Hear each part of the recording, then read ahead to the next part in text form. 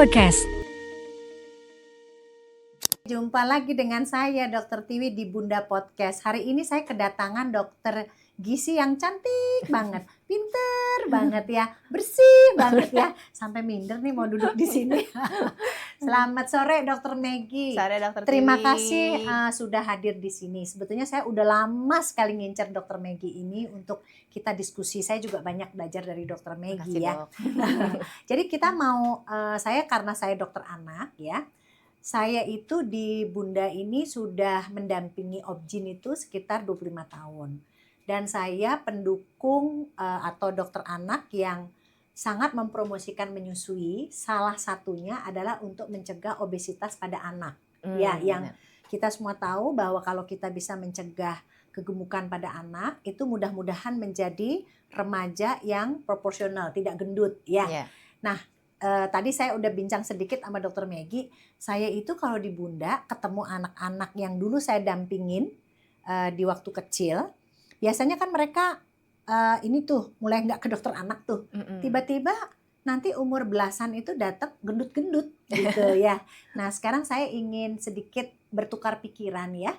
Kalau Dr. Maggie remaja, kadang-kadang kan mungkin dokter anak itu sering ragu-ragu dalam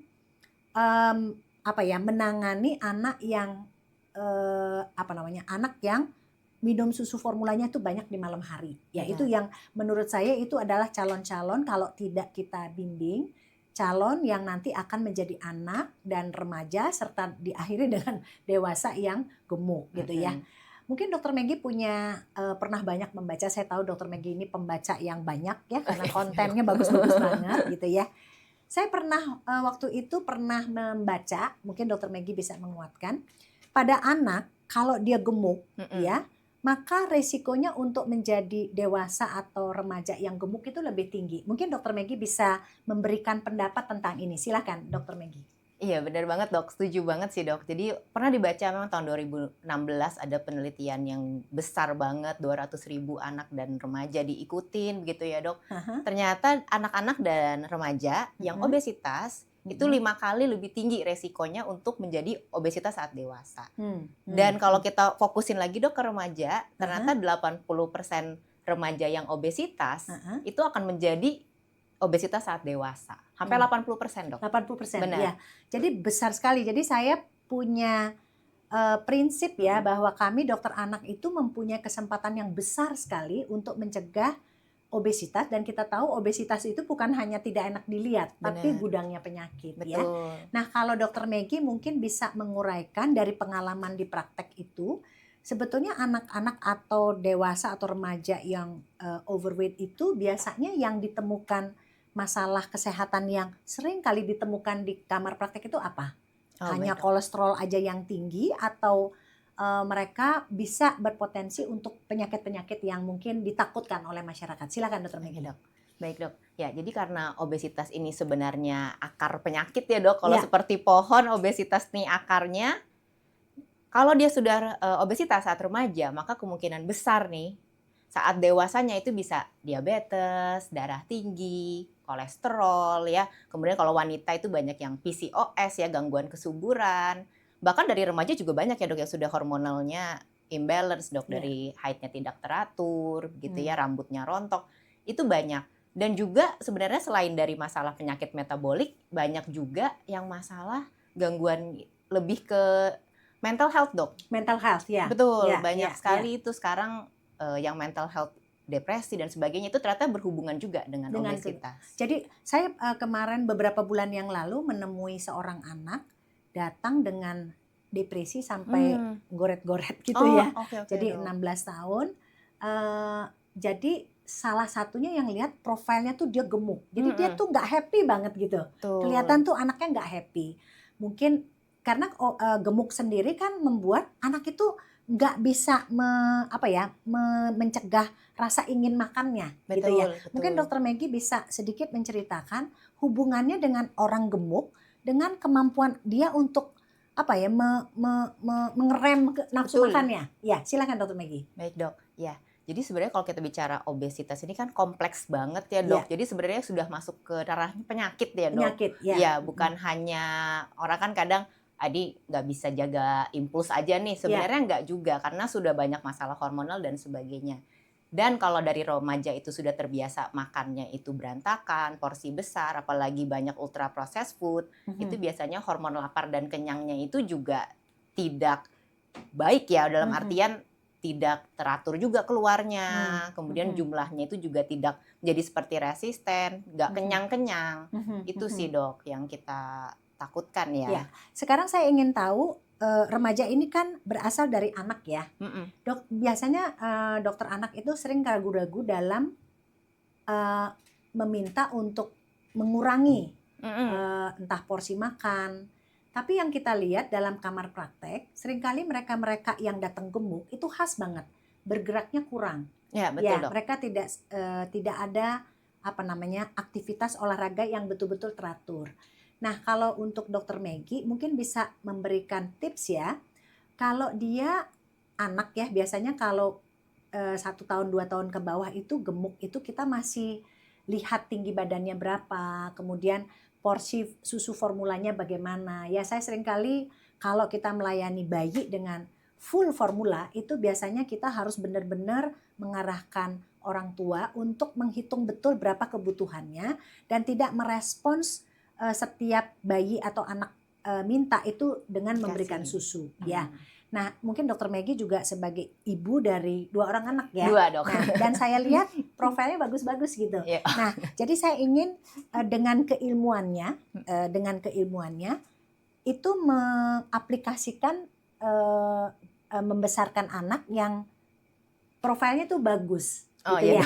Sehingga mudah-mudahan yang mendengar bisa mengerti bahwa susu itu bukan sumber nutrisi yang baik pada anak di atas 1 tahun. Betul. Ya, mungkin Dokter Meggy bisa sharing sebagai ibu, kemudian juga supaya anak ini mudah-mudahan masuk di usia remaja, tidak menjadi remaja yang gemuk. Silakan Dokter Meggy.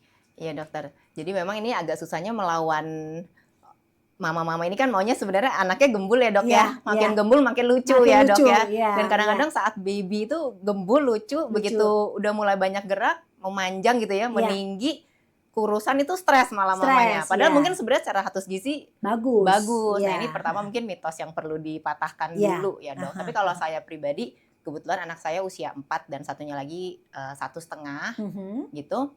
Yang saya tekankan sih yang pasti susu formula itu sebenarnya kan sudah bukan keperluan ya, gitu selama di atas 1 tahun ya. Betul, di atas 1 tahun. Selama makan justru real foodnya yang harus kita perbanyak ya. Kalau memang mau misalkan menambah berat badan dan sebagainya, kita bisa pilih makan makanan yang padat kalori mungkin menambah lemak dan sebagainya. Tidak perlu dengan susu formula dibanyakin. Karena saya pernah ketemu pasien itu anak 4 tahun minum susunya masih 1 liter dok sehari.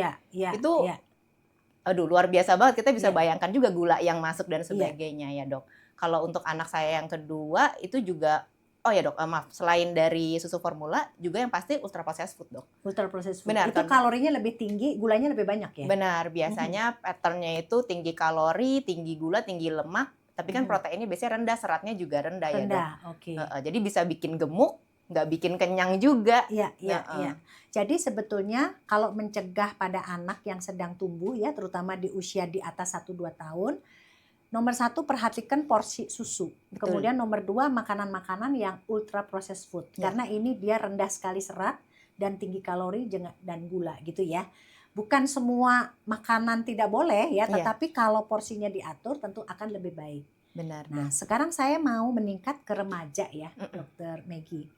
Kalau seorang anak remaja ya, kemarin saya menerima anak umur 15 tahun, berat badannya 62 kilo. Ya, 62 kilo, tingginya itu hanya 155 156 gitu ya. Dan itu sebenarnya dia pakai hijab. Ya, pakai hijab. Jadi seringkali saya melihat dewasa atau remaja yang pakai hijab, seringkali mereka karena gombrong-gombrong, dia nggak mengikuti bahwa perutnya udah tambah buncit gitu ya. Nah, seringkali saya menyarankan dalamnya itu bisa pakai celana ketat ya supaya dia kekontrol. Nah, sekarang saya ingin luarnya dia pakai yang gamis gitu, oke. Nah, saya sekarang ingin bertanya dalam hubungannya ke pengaturan makanan atau nutrisi pada anak di mana remaja itu kan dia kalau sudah mulai mens, dia pasti nafsu makannya Betul, tinggi gitu ya. benar. Nah, apa saran terbaik untuk remaja yang misalnya kalau pada anak tuh kan biasa 10-12 tahun mulai mens, itu biasanya nafsu makannya kan naik ya. Bagaimana kita menyarankan pada remaja ya makan yang membuat mereka bisa belajar dengan baik ya, tapi juga bisa mengurangi keinginan mereka untuk cemil gitu misalnya ya, karena di sekolah itu kan mungkin ada kantin ya, kalau lagi puasa mungkin tutup ya, tetapi pada hari-hari sekolah itu mereka mungkin ngobrol sambil nyemil gitu misalnya ya. Mungkin ada tips nggak untuk para remaja yang memang sedang tumbuh gitu ya dan sedang gaul banget gitu ya? Iya, Oke, silakan. Oke, baik Dokter Dok. Negi. Iya Dok, jadi pada remaja ini sebenarnya peningkatan kebutuhan kalorinya kan sebenarnya banyak ya Dok ya. Iya. Nah tapi seringkali tidak dipairkan dengan aktivitas yang banyak juga. Jadi kalau untuk membenahi gaya hidupnya ini memang dari nutrisinya perlu, aktivitas fisiknya juga perlu harus, Dok. ya. Yang saya lihat itu sebenarnya paling susah di remaja karena susah untuk banyak denialnya Dok. Banyak denialnya. Iya, jadi banyak beberapa pasien remaja yang saya pegang tuh biasanya dibawa oleh orang tuanya. Iya. Jadi bukan atas kebutuhan dia, kemauannya. gitu. Nah itu memang susah. Tapi sekalinya kita sudah berikan wawasan, ya dampaknya begini-begini. Ketika dia sudah kayak celing gitu ya, otaknya biasanya baru tuh mau. Gitu. Jadi pertama aku rasa harus diberikan pengertian dulu. Kalau misalnya mungkin dari orang tuanya sulit, mungkin bisa ke dokter Tiwi atau ke spesial gizi atau dokter anak nutrisi untuk diberikan pengetahuannya dulu. Karena untuk mengubah gaya hidup itu kan harus dari kemauan diri sendiri. Iya, karena remaja itu kan dia udah punya keinginan. Betul, iya. Dia biasanya nggak suka tuh ya Dok kalau disuruh-suruh. Kemudian dia juga sudah punya kebebasan sebenarnya di sekolah bisa jajan, ya kan. Meskipun sudah diatur oleh orang tuanya, tapi lebih banyak waktu di luarnya. Jadi harus dari dirinya sendiri.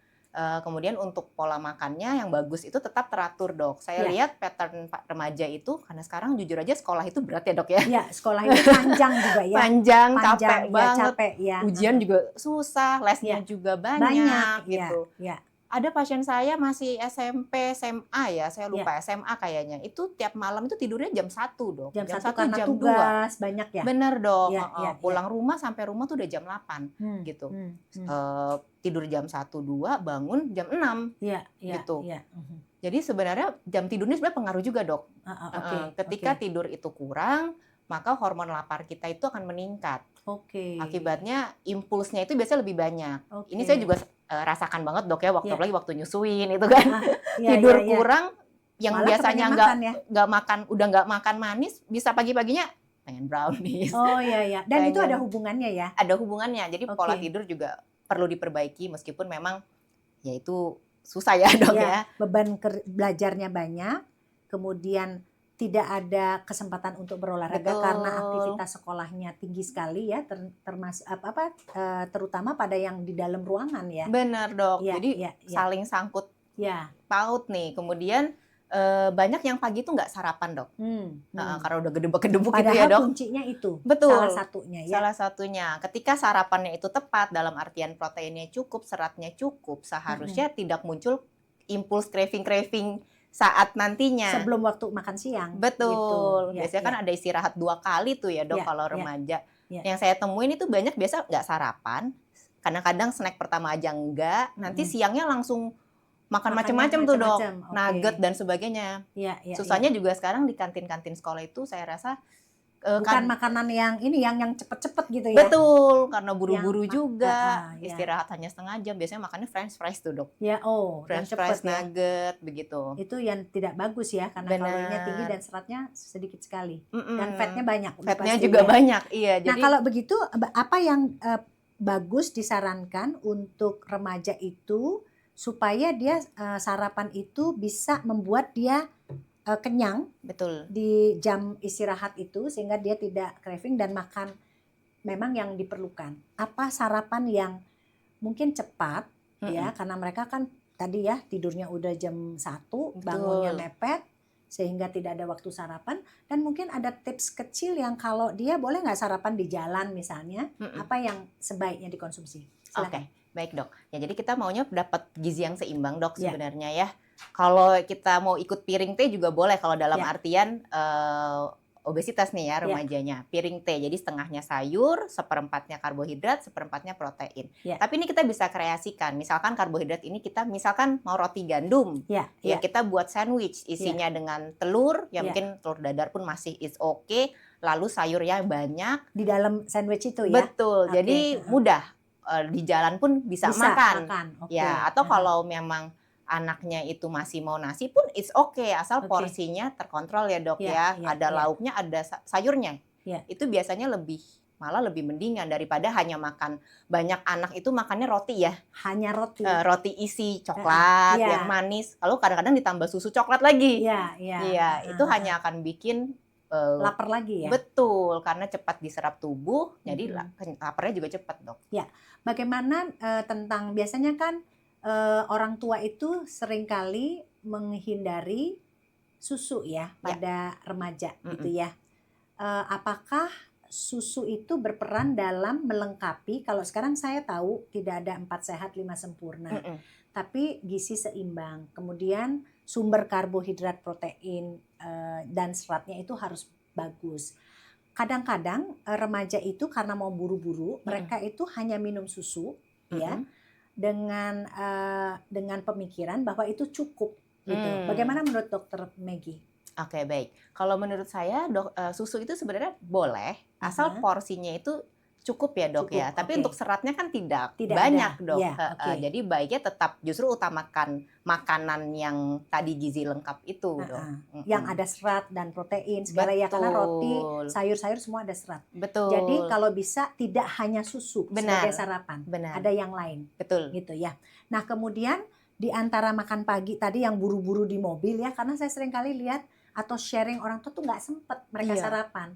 Gitu, sehingga mungkin kita bisa menghimbau pada orang tua bahwa sarapan itu tidak harus dia duduk di kursi, kemudian kalau dia mepet-mepet, tentu saja itu yang ideal ya. Kalau dia siapkan waktu untuk sarapan, tentu itu paling baik. Tapi dalam hal dia bangunnya mepet gitu, maka sarapan yang cepat itu harus ada sumber-sumber di mana serat itu ada. Betul. Di samping protein. Kemudian kalau makan siang ya misalnya seperti tadi di kantin banyak tersedia yang yang praktis. Benar. Apakah ada ya yang misalnya dia bawa dari rumah yang gampang sehingga dia bisa kombinasikan dengan makanan yang di sekolah yang bisa membuat ada serat sehingga mungkin dia tidak terlalu jadi maksudnya gulanya itu di rem sama serat itu dan absorpsi dari sumber-sumber nutrisi itu bisa lebih optimal. Oke. Silakan Dokter Maggie. Ya, baik dok. Jadi paling bagus memang sebenarnya bawa bekal ya dok. Ya, itu paling bagus ya. Paling bagus. Itu paling ideal. Benar. Ya. Kalau misalkan untuk beli sebenarnya kalau saya lihat di beberapa sekolah biasanya aturan sekolah itu tetap harus ada dok. Kantin yang menyediakan makanan dalam artian makanan berat. Seharusnya ada. Tapi seringkali anaknya yang itu. Iya dok. Jadi sebenarnya selama mengikuti pedoman yang piring teh tadi nggak masalah nih, nggak keburu mungkin ya orang tuanya bekerja beli, tapi proporsinya harus yang tadi dok. Sayurnya banyak, seperempatnya nasi, mungkin nasinya setengah aja, setengah porsi. Lalu lauknya tetap harus ada. Gitu. Lauknya yang harus ada. Ada. Seringkali mereka kan roti tapi tidak ada lauk yang pantas ya. Benar. Bagaimana dengan anak-anak remaja yang sekolahnya panjang tapi aktivitas fisiknya itu sangat terbatas, Dokter Maggie? Bagaimana kita menyarankan pada anak remaja yang memang kayaknya kalau kita tanya itu mereka sama sekali nggak punya waktu untuk beraktivitas fisik atau olahraga? Betul dok. Dokter Maggie, silakan Dokter Maggie. Baik dok. Nah ini memang tantangan terbesar ya dok ya. Karena sekarang les terus kayaknya anak-anak anak TK aja udah lesnya banyak ya dari kecil banget gitu ya. Betul. Jadi sudah banyak duduk, activity di luar sudah sangat jarang. Padahal rekomendasi WHO itu kan remaja perlu 60 menit dok sebenarnya. 60 menit satu hari Satu hari aktivitas hariannya. Gitu. Sekarang semuanya PR semua udah di laptop ya dok ya. Jadi mereka duduk banyak ya. Betul. Kita paling hanya bisa mengencourage kurangin duduk ya dok. Meskipun agak susah. Tapi misalnya ada waktu malam, habis makan malam jalan dulu, itu akan lumayan sekali dok. Karena waktunya juga udah banyak di mobil ya dok sekarang. Iya. Kalau kita di anak itu ya ada rumus 5-2-1-0. 5 itu setiap kali makan berat, yang makan pagi, siang, sore itu dia harus ada serat, yaitu sayur di samping protein. Dan snack itu 2 itu harus buah. Jadi tidak boleh roti atau biskuit gitu ya. Karena itu 5, 2 itu dia tidak boleh duduk lebih dari 2 jam. Ya, dan untuk sekolah. Jadi artinya kalau di sekolah udah banyak banget duduk, di rumah itu dia nggak boleh nonton Netflix lagi ya, atau main games ya. Kemudian tadi yang dibilang 1 itu adalah 1 jam 60 menit dia harus beraktivitas fisik. Walaupun tidak harus 1 jam diambil ya. Mungkin dia 30 menit pagi, kemudian 30 menit sore. Kemudian 0 itu adalah dia tidak boleh banyak gula, tidak boleh banyak garam, tidak boleh banyak fat.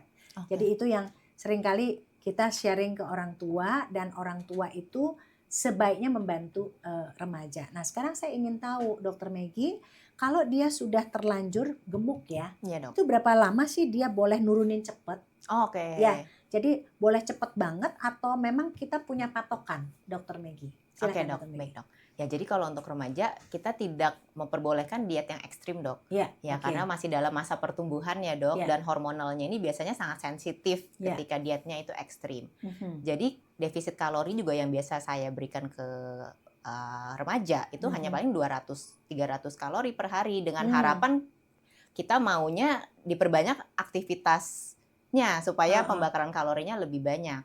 Begitu. Kalau untuk patokannya sendiri, jujur aja setiap orang akan berbeda. Namun ketika kita melakukan pemeriksaan komposisi tubuh, kita bisa melihat yang turun apanya gitu dok. Kalau selama yang turunnya itu benar lemaknya, ototnya itu baik, bisa terjaga, biasanya masih kita perbolehkan. Biasanya sekitar 0,5 kilo sih dok. 0,5 seminggu. 0,5 kilo seminggu. Dan itu bisa dilihat dalam itu ya, apa namanya alatnya? Pemeriksaan komposisi tubuh kita, dan alatnya namanya BIA dok, Bioelectrical Impedance Analysis. Dan itu bisa ya dilihat ya. Jadi maksudnya kalau saya kirim remaja ke Dokter Meggy ya, dok. Kemudian dengan melihat di alat itu, jadi tahu mana yang harus dikurangin atau seperti apa? Kita bisa lihat, misalkan pasiennya udah turun berat badan yang banyak, turunnya kualitasnya bagaimana dok? Itu apakah bisa dilihat lemaknya yang turun, atau jangan-jangan kalau ototnya kan justru bahaya ya dok ya? Oke. Nah untuk praktis aja ya, saya kemarin senang sekali banyak perawat yang sudah mulai terbuka ya. Kita juga banyak kan yang gemuk-gemuk gitu ya. Bahwa yang penting itu bukan berat badan tetapi lingkar perut. Nah bagaimana Dokter Meggy bisa menceritakan itu secara praktis, kenapa kok kadang sekarang puasa banyak sudah turun 3 kilo dok, tapi kalau diraba perutnya masih gendut gitu. Bagaimana kita menjelaskan bahwa berat badan itu turun baik, tapi yang paling penting adalah lingkar perut. Silakan Dokter Meggy. Baik, ya jadi kalau dalam kita mempelajari komposisi tubuh, badan manusia itu ada ototnya, ada lemaknya, ada air, tulang, dan sebagainya. Di mana otot ini mau kita jaga dok, karena dia justru investasi kesehatan kita untuk kedepannya. Tempat parkir gula darah juga. Sementara yang jahat ini kan lemaknya dok ya. Terutama di rongga perut ini ada 2 ruangan lemak yang di bawah kulit yang bisa kita cubit-cubit nih dok. Itu. Namanya lemak subkutan. Masih ada ya. Lemak subkutan, lemak yang luar. Tapi ada satu lagi yang lebih jahat nih dok, lemak visceral namanya. Dia di bawahnya otot perut. Jadi kita nggak bisa cubit. Nggak bisa cubit. Benar. Dan kalaupun misalkan nih ya mama-mamanya mungkin ada yang treatment suntik-suntik lemak atau bahkan liposuction, itu hanya mengurangi lemak yang luar. Yang luar, yang dalam belum. Benar. Sementara yang dalam ini yang jahat, dia yang menyelimuti organ-organ dalam. Jadi ibarat kata kalau banyak lemak di dalam udah pasti tuh dibanyakan fatty liver dan sebagainya. Nah jadi salah satu indikatornya memang si lemak perut. Kalau kita nggak makan, misalkan sekarang kan banyak diet K-pop ya dok, kekinian ya dok ya, misalnya minum air sama buah aja dalam 3 hari. Pasti turun sih dok beratnya, tapi kemungkinan besar kualitasnya tidak akan baik, dalam artian ketika protein kita tidak tercukupi, maka yang akan terbakar itu ototnya duluan. Gitu. Jadi bisa aja kita turun 3 kilo, tapi misalkan ototnya turun 1 kilo, lalu sisanya misalkan airnya aja, malah tidak mendapatkan manfaat kesehatan.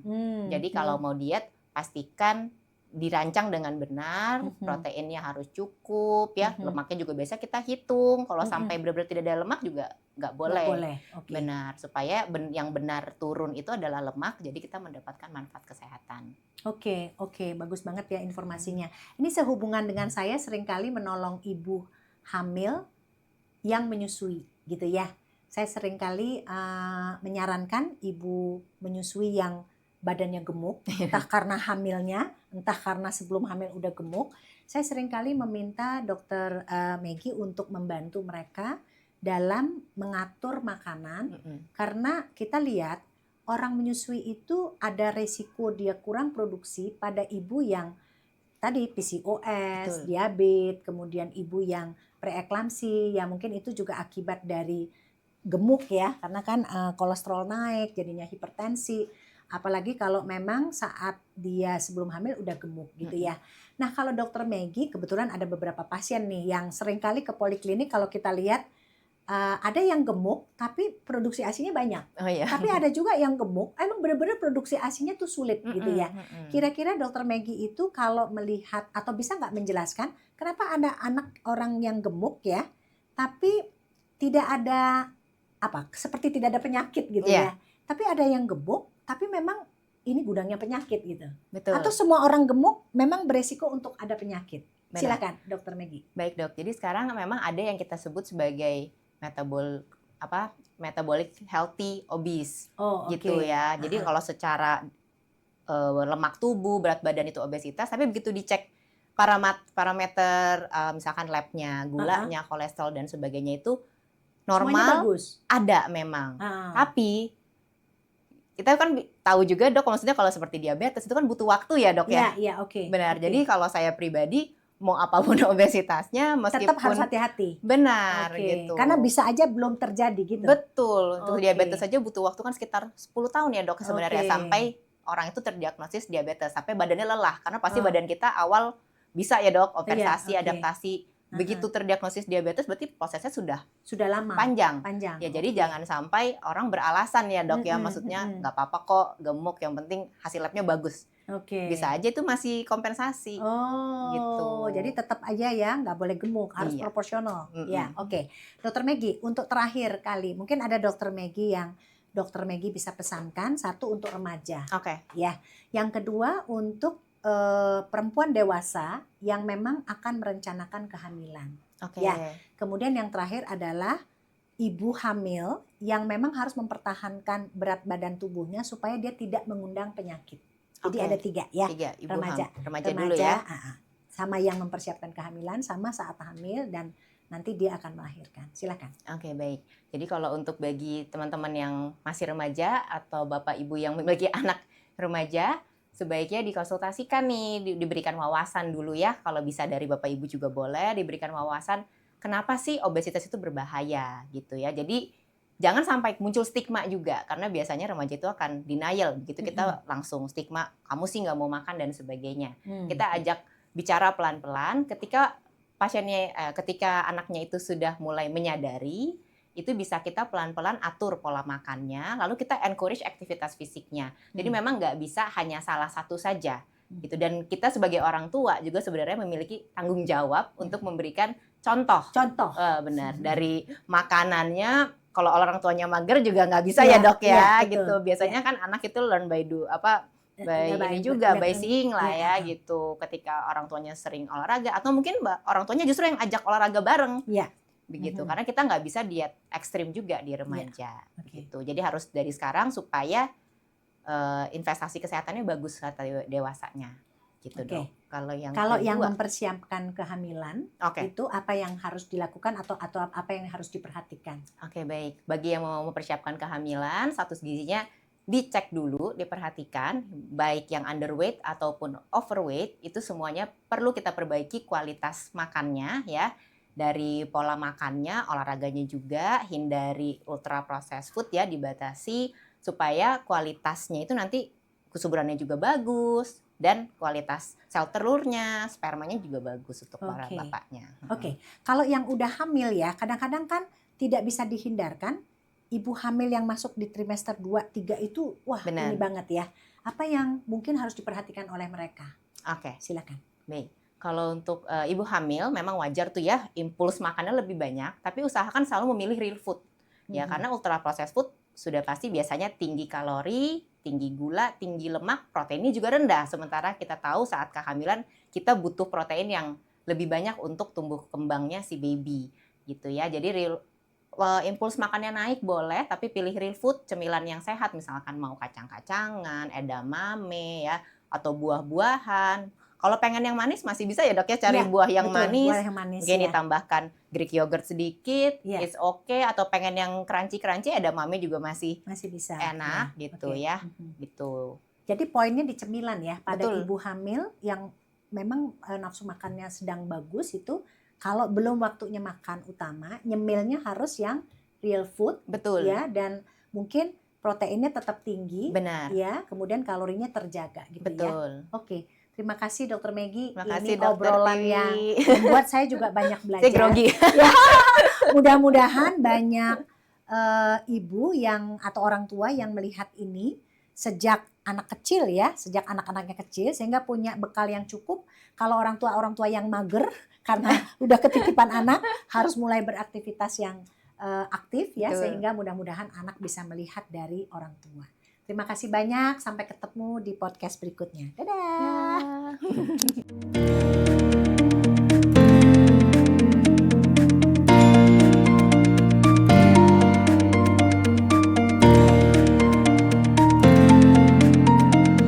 Bunda Podcast.